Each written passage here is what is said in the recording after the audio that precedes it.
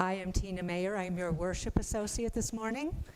Please rise in body or spirit for our opening hymn in your teal hymnal, number 1031, May I Be Filled with Loving Kindness.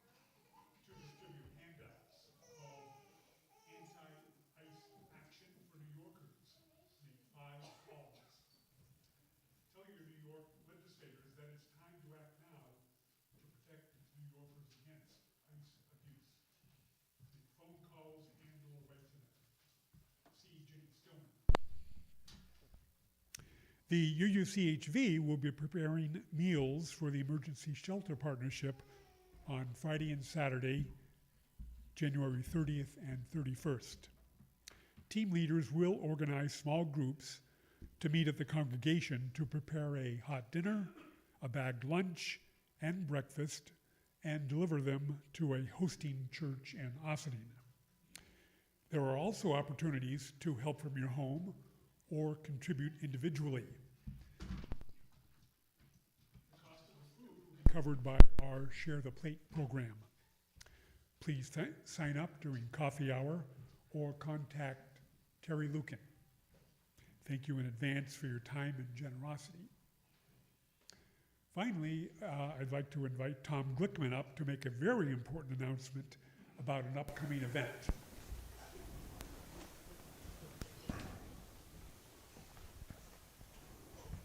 Good morning, everyone. Good morning.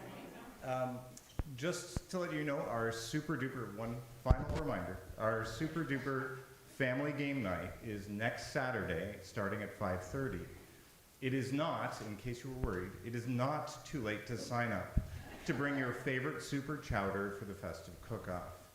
Look for the sign-up sheet in Fellowship Hall during coffee hour. We have added, for those of you that like to think outside the box, we've added bread, salad, and dessert to the sheet for those who might want to offer something other than super chowder. And again, you are also welcome to bring your favorite game to the game night part of the Super Duper Family Game Night. You won't want to miss this fun event for all ages. Hope to see you there. Thank you, Tom, for that very important announcement. For the most up-to-date information on these topics and others, please refer to our weekly e-newsletter and check our website frequently. And please join us for conversation after the service.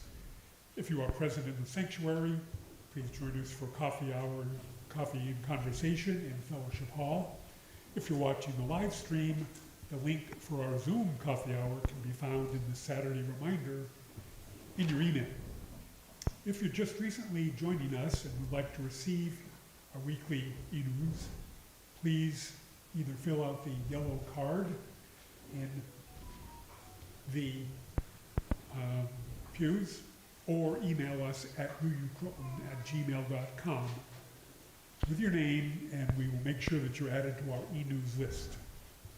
Also, please remember to silence your cell phones at this time. Once again, we welcome you to the Unitarian Universalist Congregation of the Hudson Valley.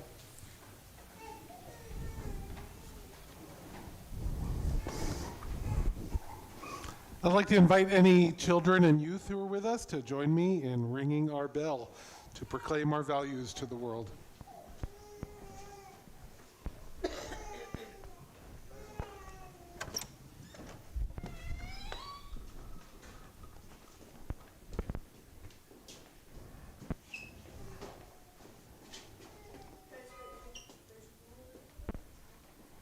Oh, very good. Come on.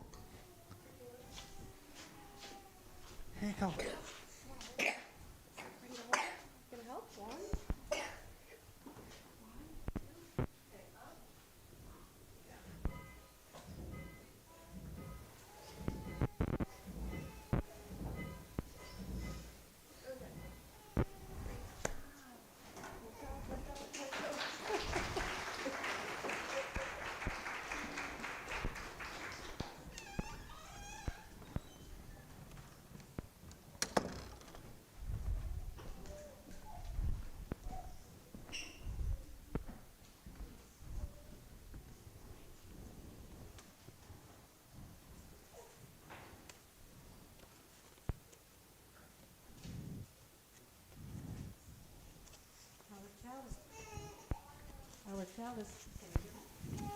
Our chalice lighting today is a responsive reading from the Newton UU Fellowship.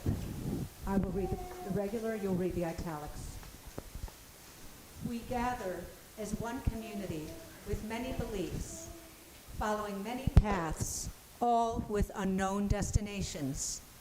As one, we seek to be treated fairly. Justice is possible only with love for one another.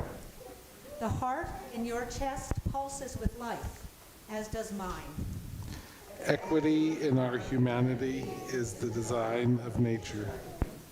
Each step we take on our journey allows us to explore who we are. Transformation stops only when we refuse to advance. As believers in a multitude of thought, we embrace the challenges of acceptance. Pluralism is celebrated through respect for individuality. Through recognition of the effects of our actions, we govern our words and deeds.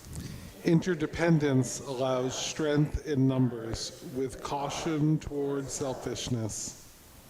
In the spirit of unity, we vow to give as much as we receive.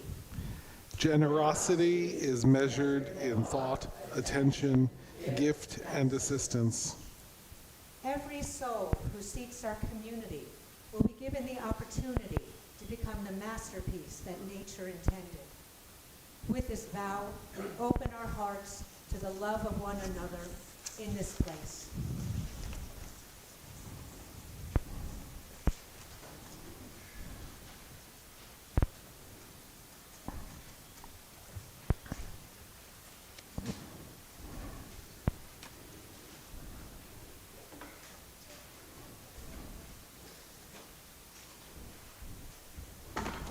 Do we say our unison?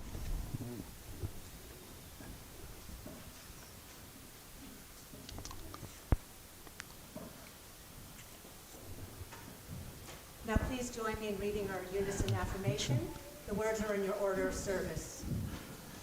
Inspired by love, our mission is to seek our true nature, connect deeply and openly, and act for justice. Thank you. So our opening hymn this morning, Filled with Loving Kindness, comes from a meditation called Metta. And in the Metta meditation, you cast a circle of loving kindness that starts within and moves out. And it's not unheard of in that meditation to expand that circle more than 3 times, right? It's not just I and you and we. Sometimes you envision someone you know in the community but don't know really well. Sometimes you envision someone you know and don't like particularly, like someone you might be arguing with. Sometimes you cast that metta, that loving kindness, out to people that you don't know at all. So I want us to think this morning how it is that we show love for people we don't even know, people we've never met, people we don't know if we ever will meet. How do we show love for people that we don't know? Anyone have any ideas? Pat? Sometimes smiling at them when you pass them. Just smiling at them when you pass them. You don't know who they are, but you brighten their day.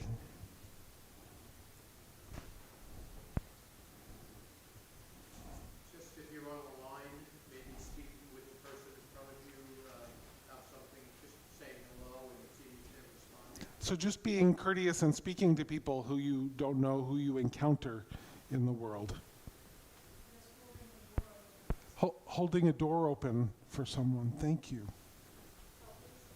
Helping somebody? Yeah, if you see someone who needs help, it doesn't matter if you know them or not, right?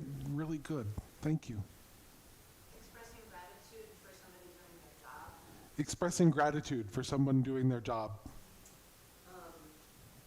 If a service person has a name tag, calling them by their name. So especially when people are serving us, if they're wearing a name tag, actually using their name. And I will add to that, not assuming what their pronouns are until they've told us. When you're online in the grocery store or some other place, the person behind you like has only one thing, or the person behind you has a lot, let go ahead and because helps them out. So these simple ways that we can just show courtesy to people by letting them go ahead of us in line if they have one thing in the grocery store or a kid who's with them who's demanding attention. Just real quickly, a concrete example of mine. I was online at CBS and there was a fellow in front of me with a cap on, pouring prep, and just asked him if pouring prep was well. We got into a great conversation. So noticing people. they have a name tag, you notice it. If they have a cap on, you notice it. You notice, and you make sure that they know that they've been witnessed in the world. Thinking of people with respect and acting. Thinking of people with respect and acting on that, yeah. Assuming good intention and showing grace to other people. So assuming good intention and showing grace. Yeah, it's easy for us to get bothered and, and upset, and it's harder to show grace. Accepting people for their differences. Thank you. Praying for others. Yeah, just holding people in our hearts, in our prayers, however it is that we do that.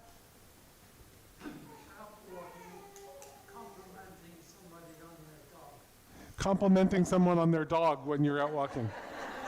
Yeah, my daughter has that one down pat. Making eye contact with people. Yeah, these are great ways when we encounter strangers to be kind, to show love, to act with love. I want us to think for a moment about people that are not right in front of us. Right? People that we might never even be in the same room with, people we might never have a chance to know their name. How do we show love to people that are just out there somewhere? Acting for justice in this world. Yeah, Cornel West famously said that justice is what love looks like in public. The letters we wrote to inmates for the Church of the Larger Fellowship for Holidays. So there are people you know you're connected to, and the example you gave were the incarcerated members of the Church of the Larger Fellowship, where I serve, that you wrote letters to. And so you can actually make those connections without ever needing to meet someone in person. Donate to causes that will help people more than yourself and your friends. Donating to causes that will help people. Yeah. Contributing to the food basket. Contributing to the food basket. We don't know who that food is going to. We're going to trust that the people who get it need it, though, right? I was just thinking, catching yourself before jumping to judgments about something you've read, heard. So making it a practice to not jump to judgment when we read things, when we hear things. Yeah. So like, this is like the classic thing that like schools always tell you, like the teachers, the principals, like if there's something like you have to say, don't say it. Because like, you know, I believe honesty is the best policy, but like, sometimes it's not, which is all. Okay, so I'm repeating this so that folks on Zoom and folks who can hear. So you're talking about like what they teach you in school, that if there's something mean, if the thing that you have to say is mean, like maybe not. And that honesty might be the best policy, but honesty can be kind too, right? We can filter. We can apply a filter, right? So that we're not acting with meanness, that we're not saying things with meanness. Yeah, these are all really wonderful things. I think you've got it. I think my job is done and I can go home. But right now our children and youth are going to go to religious education if they want, and we're going to sing them out of our worship service. Yep. And we've got a tripping hazard here, if you haven't noticed, Tina and Jim and myself. Yep.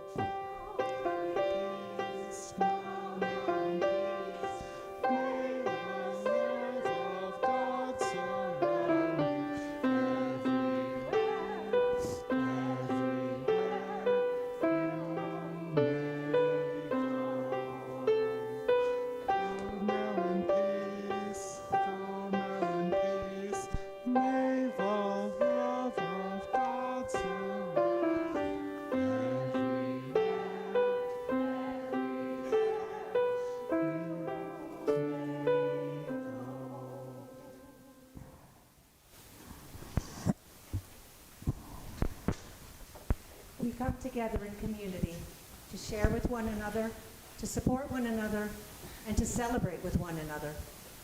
We bear sacred witness to each other in this honored ritual. As we begin, we know there are both great sorrows and great joys in our world that must be acknowledged as well. We light our first candle to honor those in pain, victims of violence and war and oppression all around our world.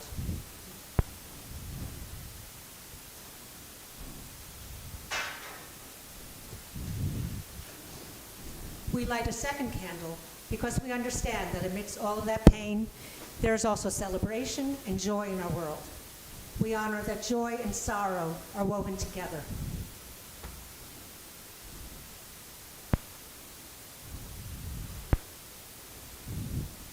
For some of us here today, this has been a week of life-changing joy that needs to be lifted up in this worship. For others, this has been a time of deep pain and sorrow that needs to be shared to make the burden lighter. If this has been such a time for you, I invite you to come forward to light a candle and to briefly tell us of your joy or sorrow. You may also raise your hand in silent acknowledgement of your joys and sorrows, and we will light a candle for you. Please remember that your joys and sorrows are being shared on the live stream and the broader virtual community.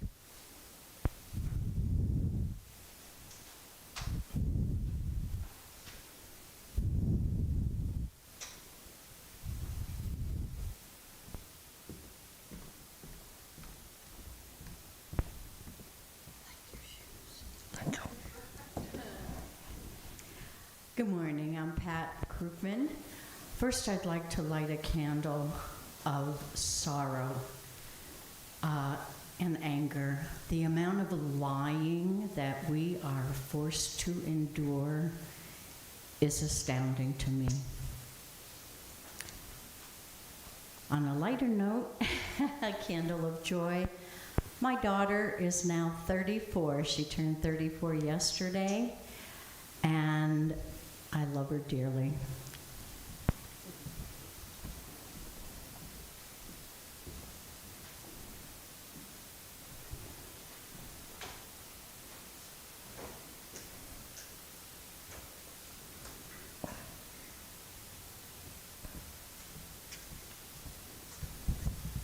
I'm Ginny, and I want to share a joy.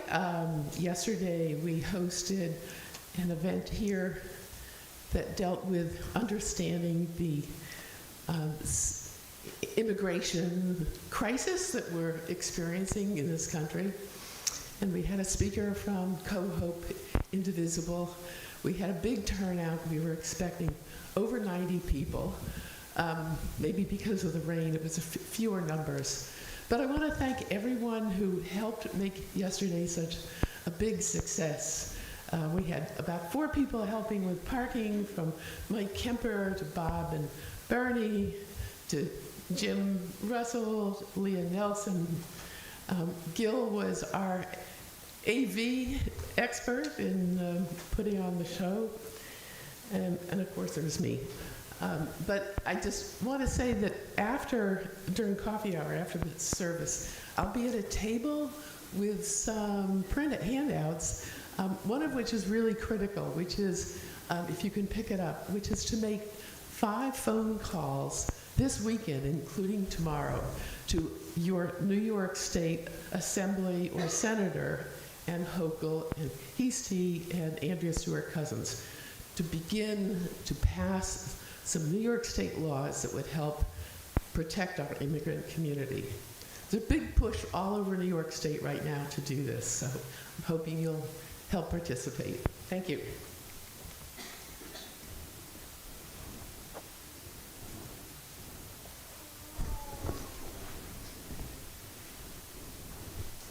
I've got a mic built in already. So I'm the Reverend Dr. Michael Tino. You see me every couple months. I'm your affiliated community minister. And because I do work with some folks out in the community, some of you know this, but I wanted to share it with all of you in case I seem a little distracted when you see me.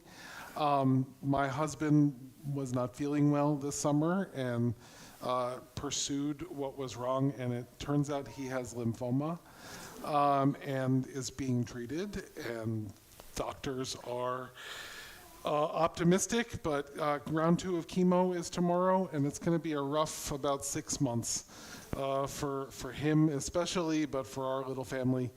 And it's been a rough road to get to the point where he's being treated. I could go into details for hours, but the prognosis is good, especially because it's a tumor that started in his lung, and so it got symptomatic very, very early. Very fortunate in some ways, but that's what I'm dealing with at home, just so you know.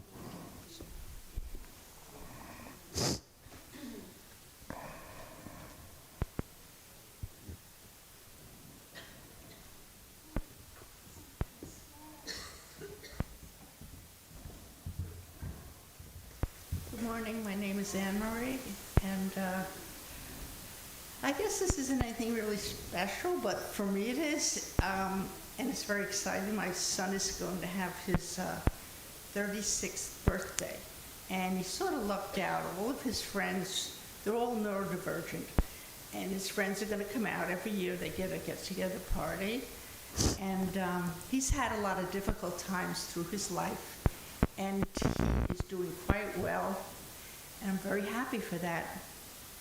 And then another one, this is kind of, I guess I'll say this one, I didn't know. This is a sad one. My younger sister, she's 6 years younger than me, and it's funny, she has to work as a social worker. And so, like, I'll say to James, oh, this is bothering me, I'm gonna call Mary Ellen, Aunt Mary Ellen, and he goes, no, don't take advantage of her. I go, but that's her job. She's a therapist. And she has lung fibrosis, which means in the course of several years, all of her lungs are going to turn to fibroids. So it's my job at this point I'm probably going to go down there once a month just to kind of be along the way instead of just popping in and not following through on it. And she's wonderful. And her husband's very supportive.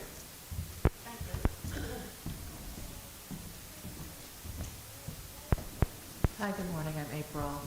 I guess I just want to say out loud the sorrow that we probably all have. It's just our civilians being murdered in 2 consecutive days. And I don't know how we're supposed to hold that or how we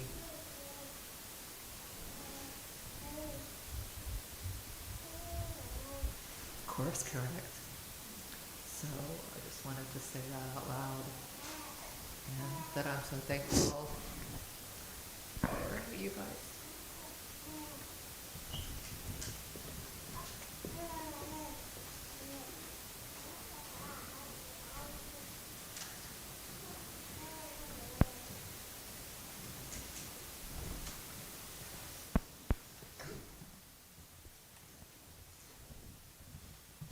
Good morning. I'm Carl Graham.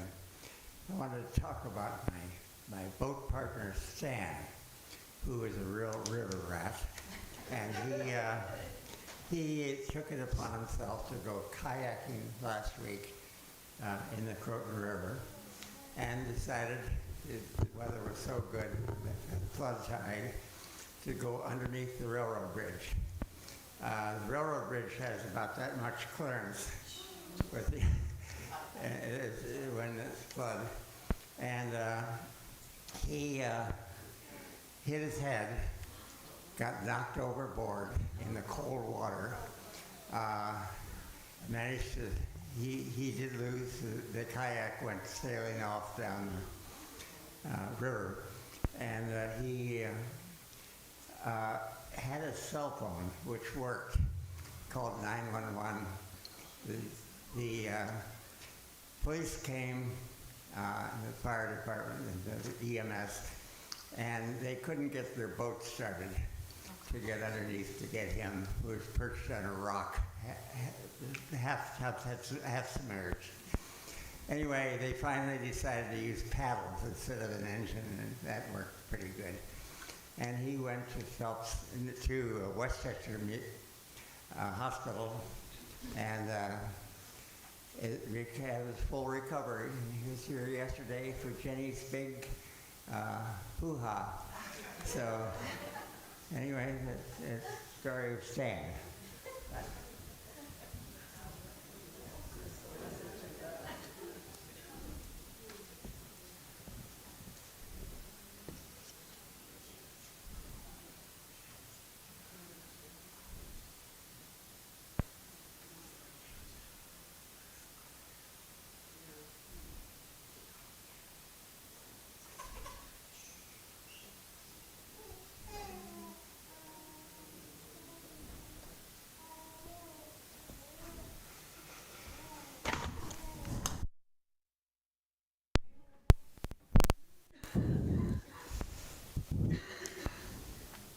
We lit one final candle for all those joys and sorrows that remain expressed, and for those outside of our walls who are searching for a place to bring the wholeness of their lives and be received with love.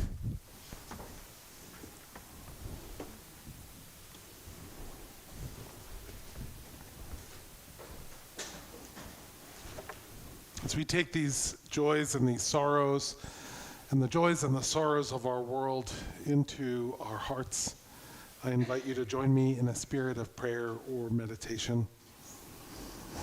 To settle into your seat, however it is that brings you comfort.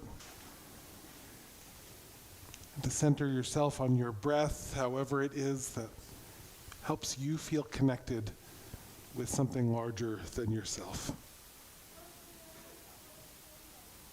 Spirit of life and love, we gather as a community of connected individuals, a community that feels the joys and the sorrows of our world, that feels the joys and the sorrows of each other,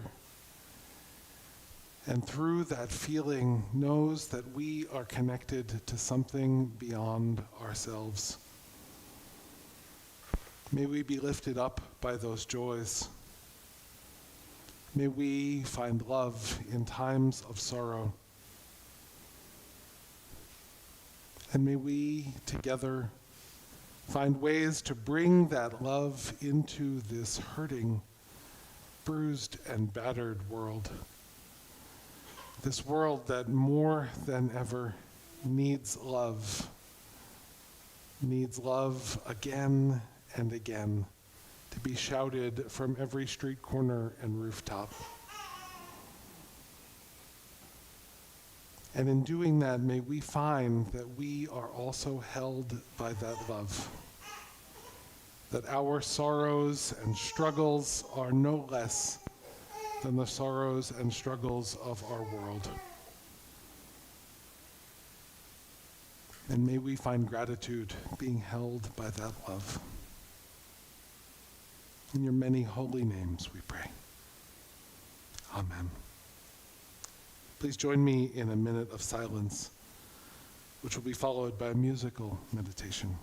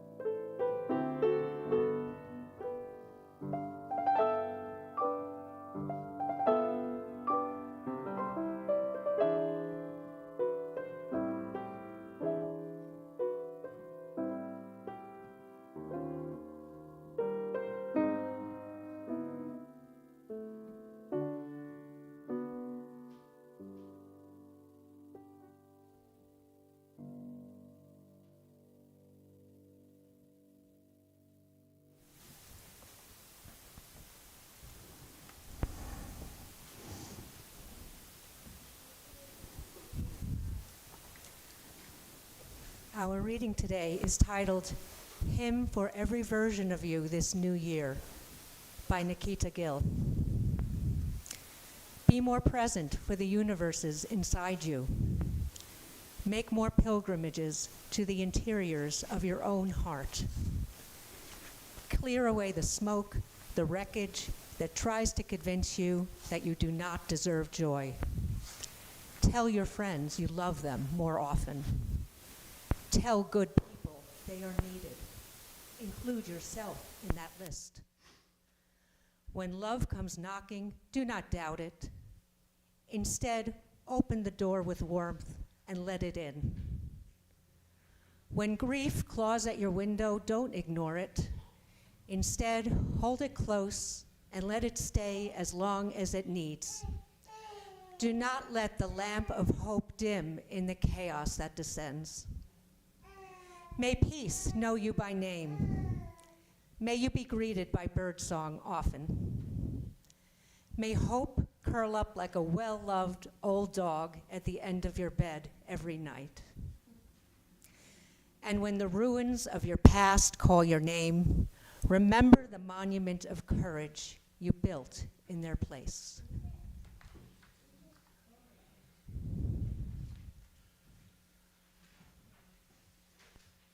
Now please join me in hymn number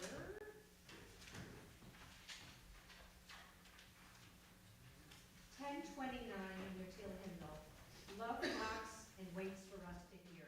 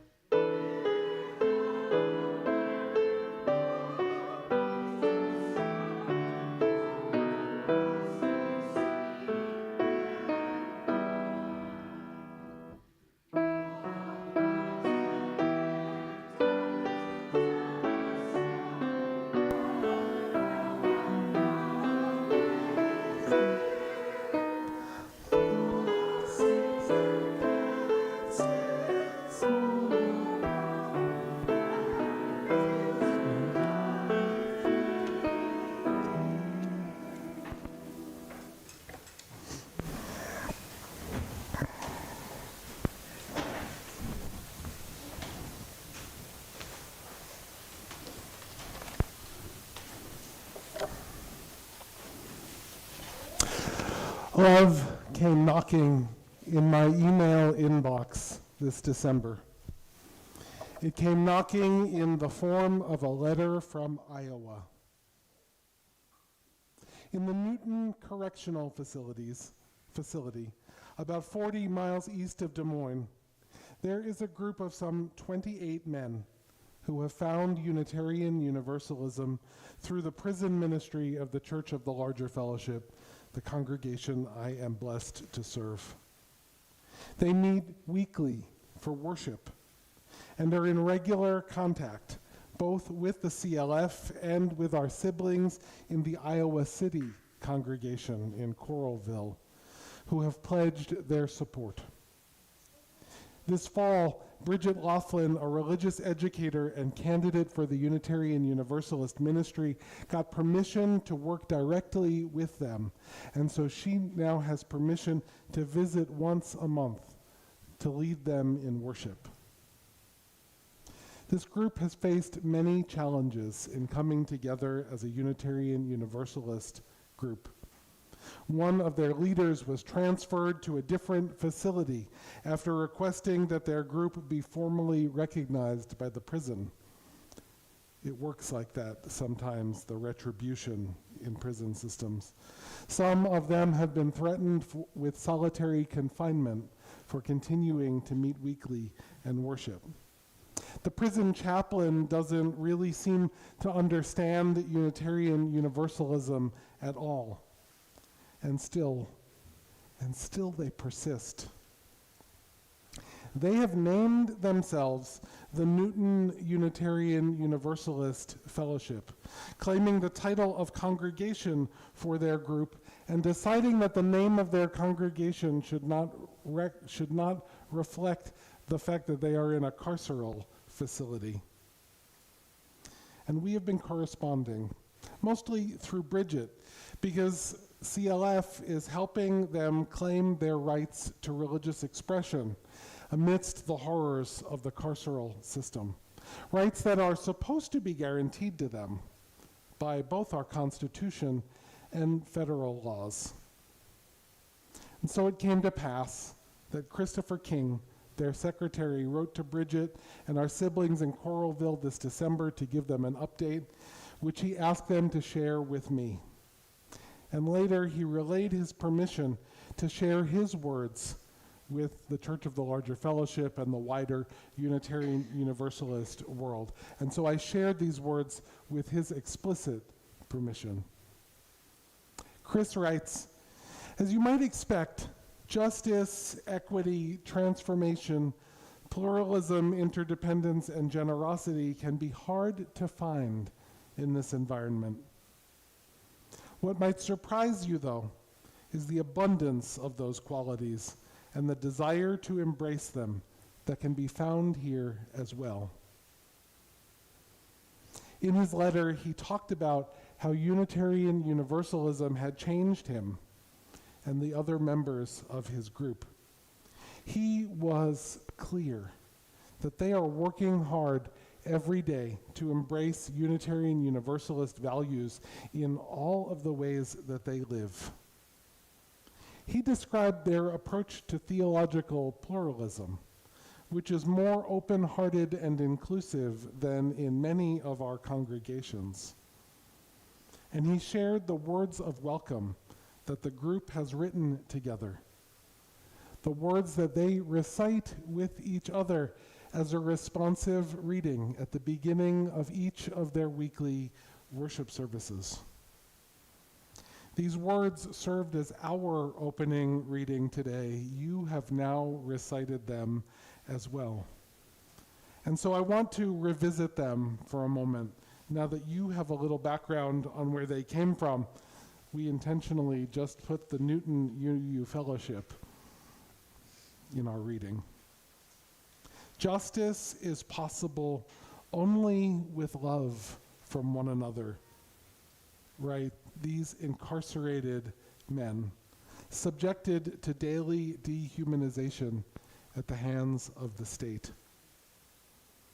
We embrace the challenges of acceptance, they say, understanding that the systems of oppression in our world, whichever ones they are, all of them are magnified 100-fold behind prison walls. LGBTQIA+ people and folks who are not Christian are subjected within our carceral system to horrific treatment by both staff and fellow inmates.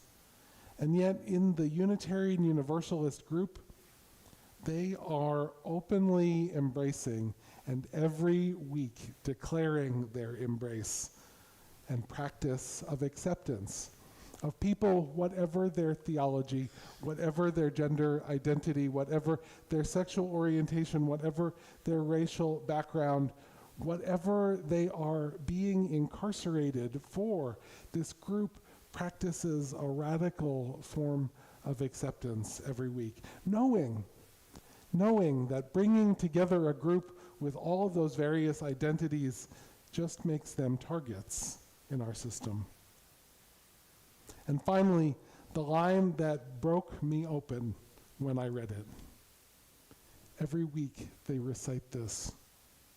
Every soul who seeks our community will be given the opportunity to become the masterpiece that nature intended. With this vow, we open our hearts to the love of one another in this place. Our faith, our Unitarian Universalist faith in the hands and hearts of these incarcerated beloved has become a powerful force for uplifting humanity, celebrating pluralism, practicing radical inclusion and acceptance. Our faith, their faith too, when I say our, I mean the faith that we share with them, is helping these beloveds transform. Because when love came knocking on their prison cells, they let it in. The love at the center of Unitarian Universalism is alive in the Newton Correctional Facility in Newton, Iowa. It is powerful and is transformational and it is real. So today I want us to think about, how do we learn to do that right here with all the freedoms in our lives, with all the blessings that we have been given, with all of the privileges that we have or don't? How do we do that? How do we learn to do that right here? Can we, without needing to be put through the hell of incarceration, find a way to make the love at the center of our faith this alive within and among us?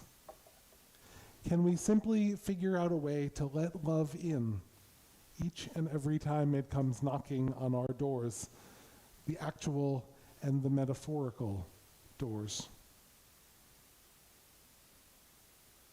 I will admit that part of me reading this letter of love from Newton, Iowa got a little sad. I've witnessed too many times places in our faith where, for example, ministers of color got asked to, quote, be a little less black. Where LGBTQ ministers had folks wondering if we could tone down the queer just a little bit. Where congregations have counted the number of times ministers said God in each worship and presented them weekly with a running total, as if atheism were the only acceptable theology in our pluralist religion. And I wondered if the words of welcome from the Newton UU Fellowship could break through all of that. I got sad for a minute. And then I realized that the love that had been sent to me in my email inbox, that love that came knocking on my computer door from Iowa, did not spontaneously arise out of thin air. It came to be because my beloveds in Newton have been paying attention to people telling them that there is a different way to be. They have been paying attention to Unitarian Universalism, to our conversations about what the values are that we share and how it is that we live those values in our lives. And they have been busy translating how it is that they live those values to the reality of being incarcerated. That love came to be because at CLF, we do our best to be all of who we are in everything we do. Because we have collectively chosen to embrace acceptance and pluralism and liberation as goals of our faith. And folks are listening, apparently. So I got sad for a minute, and then I realized that we're actually good at this, we Unitarian Universalists.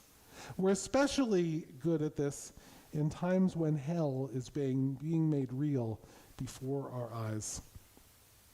One of my colleagues, Ashley Horan, lives a block away from where Nicole Renee Good was murdered by an ICE agent last week in Minneapolis. It is her neighborhood. These are her people. Ashley has been documenting the ways in which her community, in the midst of hell, in the midst of being attacked by our nation, has responded with love and care and acceptance and openness to each other. If you're not following her on Facebook, she's the executive vice president of the UUA. She'd be happy to have you follow how she is documenting this. And Unitarian Universalists are right there in the middle of all of that love and care and acceptance and openness. Colleagues wearing Side with Love stoles are visible in picture after picture and video after video. We Unitarian Universalists know something about how to respond to hell in our midst. What I believe that we need to get a little bit better at is how to bring that love to bear on hell in the making. To love the hell out of our communities before people are dead, before people are caged, before people are denied health care or access to life-saving treatments. Maybe in the midst of the hell all around us, it's a good time to work on strengthening our muscles for the work of love, because we know what's going on out there. I invite you to work on strengthening those muscles by practicing more mutual aid in our communities. Let's spread the good news of lasagna love, like someone beloved to me likes to do. I don't know how many of you need to know this, but there is like an 800 number that you can call and have a lasagna delivered. Lasagna love. And you can sign up to make lasagnas and deliver them to people who need them, but my friend Alex, she likes to remind people whenever they're struggling, you know you can get a lasagna delivered. Because it's important. It's important that we feed each other. Like literally feed each other when we're struggling. Ashley last week introduced us to a woman who had made a giant tray of sambusas and brought them out to feed the protesters. Handheld pocket snacks from this woman's kitchen in this giant tray. We can do that too, and we know where the protests are.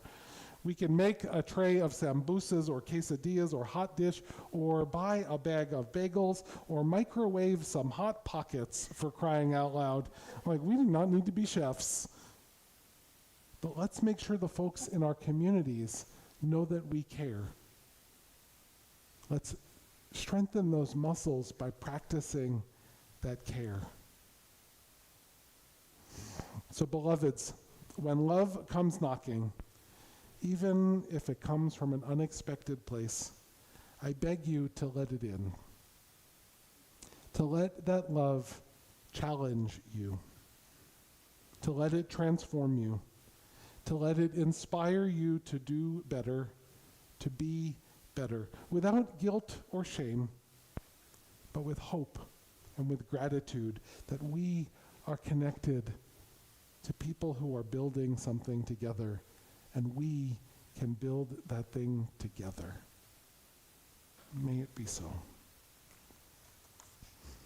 I invite you to rise in body or in spirit and join us in hymn number 95 in your gray hymnal, There is More Love Somewhere.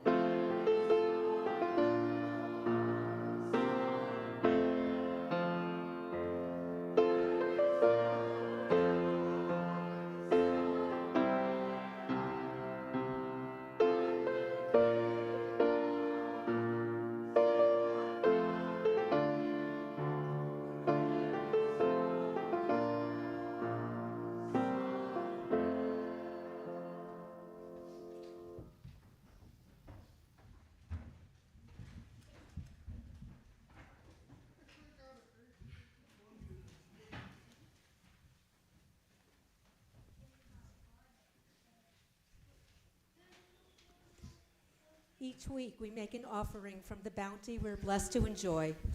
We do this in the spirit of love and generosity, aware that we have benefited from those who have gone before, those that in their turn gave generously. Our offering goes to support the work of love and justice undertaken by this community. Today's offering will be shared with PrideWorks. The annual conference for LGBTQ+ youth and their allies is held every spring in Westchester County, New York. The next date is March 25th, 2026. For more information, visit prideworks.com. You can make your donation in several ways. If present in the sanctuary, you may give cash or a check in the offering plate as it comes by. From your homes, you can make your donation via credit card or PayPal using the links provided in the e-newsletter, or by visiting our website, uuchudsonvalley.org. Or if you prefer, you may always mail us a check. The offering will now be given and gratefully received.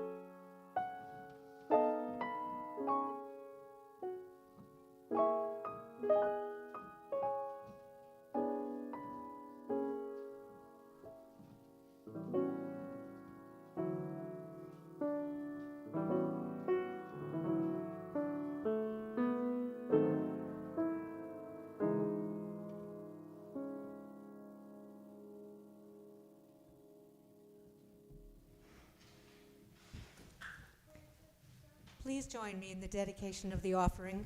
The words are in your order of service. May these gifts and the work of our hands and hearts give power to all we stand for as a community of faith. Now please join me in saying our extinguishing chalice words. The words are in your order of service. We extinguish this flame, but not the light of truth, the warmth of community, or the fire of commitment. These we carry in our hearts until we are together again.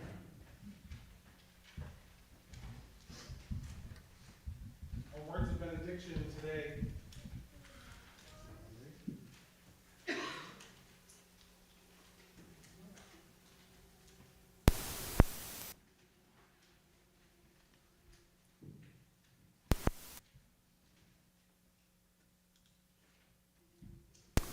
I turned it off so you wouldn't all have to hear me sing the closing hymn.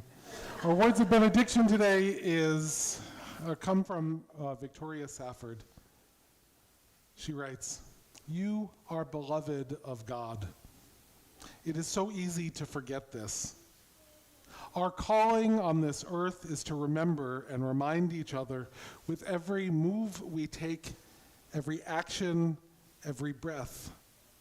Our calling is to remember and remind each other without ceasing who we are and what, which is beloved.